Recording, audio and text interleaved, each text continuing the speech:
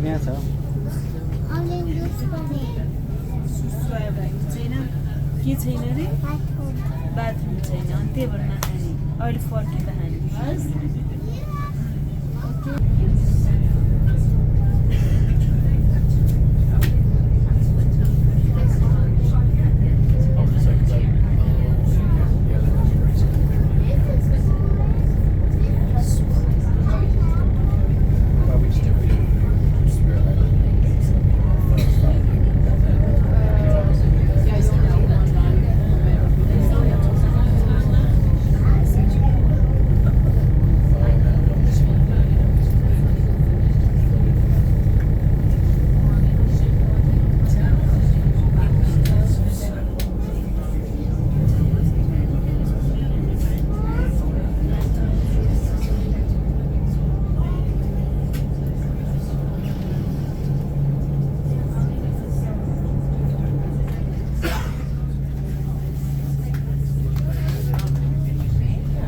Ice र कहाँ आएछ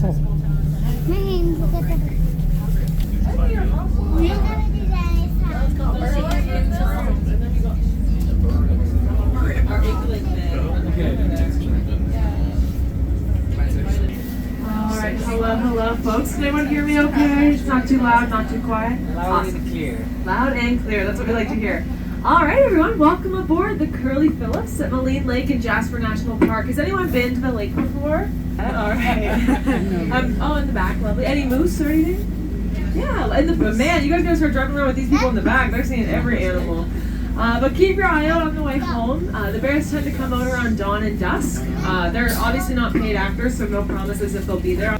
The captain, did you hear that? They all yelled it out at the same time. They all said, "The captain!" Yes, so next to me we have the very talented, the brilliant. Make sure it's this part, because it is the most important. Now, normally when you folks hop on a boat, what's the first thing you kind of want to make sure you have with you? Backpack, water, Life jacket. food. Someone said it, I think. So congratulations, you all get your very own life jackets. They're underneath your seats. They're big, they're bright, they're orange. They're very hard to miss. There's also a little diagram on the wall next to you on how to don those life jackets. So in the rare event of emergency, those will go over your head, tie around your waist, tie around your chest, and you'll be good to go. Those would never be put on inside the vessel, of course. They'd only be put on the back deck by the instruction of myself, Juliana, or Sam here. Our next piece of safety equipment is our life raft. You might have seen it as you got on the boat today. It's that big white so we'll be slowing down quite frequently. But at full speed, we produce a meter-high wake, and that can easily just swamp right into those canoes, and we don't want to tip anybody into the water. We won't slow down, however, for our sister vessels, which are the boats that look exactly like us. However, if you the back deck will be open for you folks to enjoy. You can have some pretty awesome pictures out there. We just have to keep limited to 6 people, just for the stability of the boat. And please no sitting down or leaning against any of the chains out there. Again, just for safety purposes. If you're sitting down, we can't actually see you, and we don't actually know if the boat is or not. We want to keep everyone safe and dry today. Alright folks, everyone feeling safe? Very safe. Yeah, beautiful. That's what we like to hear. Captain, are you feeling safe up here? She says she feels safe, so that makes me happy. Alright, I'll put the mic down for the next little bit. Just while we get further into our lake, feel free, open your windows. The back deck is now open. Go enjoy that.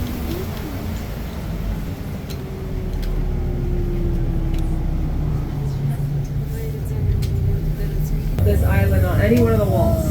If you just take a look for it. So while we're down there, if you don't actually know what your island is, you might realize that you're actually going to start to recognize it. Again, This glass. Like I said, 14 kilometers down our lake. Our entire lake is 22 kilometers long, so we're only going a little bit. They did a really good job. Yeah, so our weather is a little at the lake. The saying is, wait 15 minutes and the weather should. And winter lasts for about 6 to 7 to 8, so they're really, really long winter periods here at Maligne Lake. And saying this, we do actually freeze over, even though we are a really, really big lake.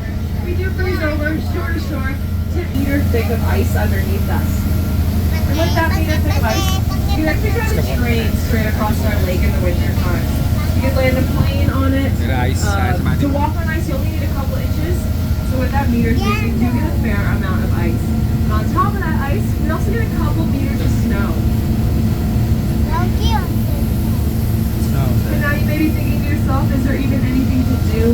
at the lake in the winter time.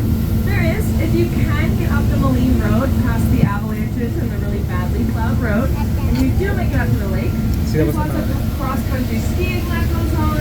You're skiing kind of on these bald hills that are behind us from the Maligne Range to the soft rolling mountains.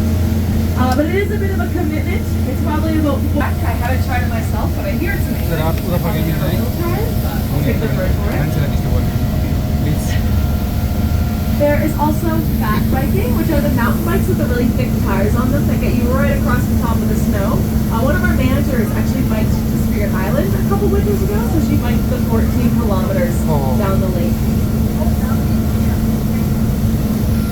Summertime is obviously a lot more eventful here at the lake, as you can kind of tell. We have our awesome boat cruises. We've been open this season for about 2 weeks now, 3-ish weeks. The ice was a little bit pesky to move away from Spirit Island, but once it pushed its way out, we were back in business, and we're really excited to be back. We're pretty fresh into the season. There's also lots of paddling and campsites and picnic sites around the shores of our lake. All these campsites are paddle access only, which means you put your canoe in back at home bay and have to paddle all the way out. The first campsite is on your right side. You're actually not going to see it. I kind of tricked you all. It's called Hidden Cove, and the name says it well. It's a hidden cove, so you will not see it, but it is somewhere over there. Our next campsite is just before Spirit Island, and that one can take around 5-ish hours to get to, 4 to 5 hours to get to. That's called Fisherman's Bay.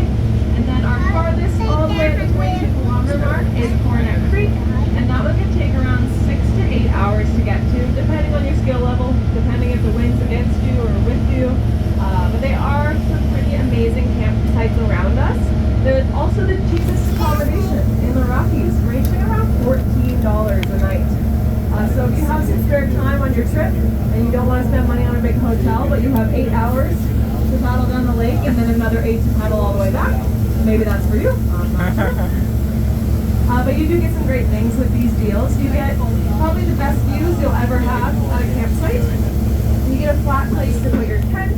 You get a bear box to lock up your food, your scented items, your smelly friends for the night so the bears don't get into them. You also get an out. Does anyone know what an out is? Yeah. Do you guys know what an outhouse is? Yeah. Yeah? Well, an out is basically an outhouse without the house bit on it. I learned a term since coming to the Rockies is a loo with a view. So when you lack in privacy, you really make up for it in some pretty awesome views. There was a gentleman on my boat a couple days ago who told me he was backcountry camping and really exciting. He learned. He was doing whatever he needed to do, and just a deer walking right in front of him stopped, looked at him, and kept going on its way. So you do lack a little bit of privacy, but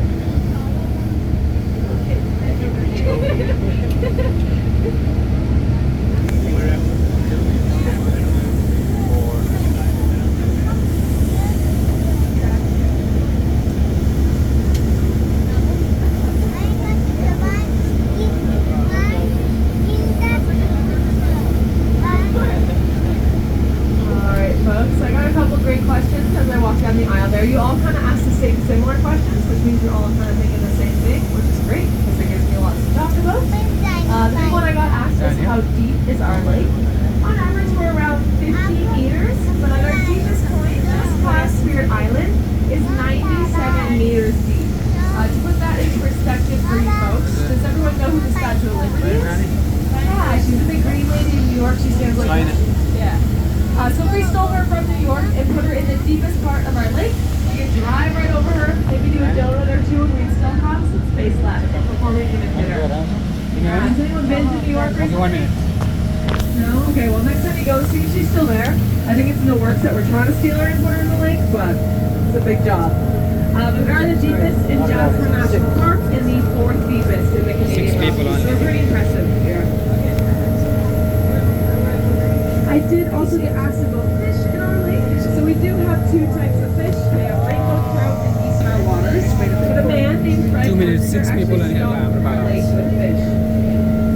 He put a bunch of fish fry into whiskey barrels on the backs of horses, brought them out, and now we have them. If you go into the town site of Jasper, you can get a pass for parks. You can come home, go fishing, and you can take home 2 fish per day. And I do actually hear that they're really delicious because our waters are so cold. The fish get a really thick layer of fat on them. It's really, really good. I haven't tried fishing here myself yet, so I'm on to this for this year.